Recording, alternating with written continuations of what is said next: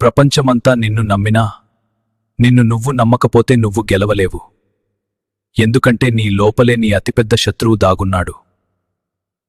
ఉద్ధరేదాత్మనాత్మానం ఆత్మానమవసాదయేతే ఆత్మైయాత్మనో బంధు ఆత్మైవ రిపురాత్మనః. దీని అర్థం ఏంటో తెలుసా?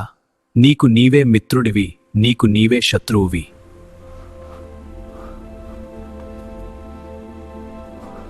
నీ ఆలోచనలను నువ్వు కంట్రోల్ చేస్తే అవి నిన్ను ఆకాశానికి తీసుకెళ్తాయి, లేదంటే అవే నిన్ను పాతాళానికి తొక్కేస్తాయి.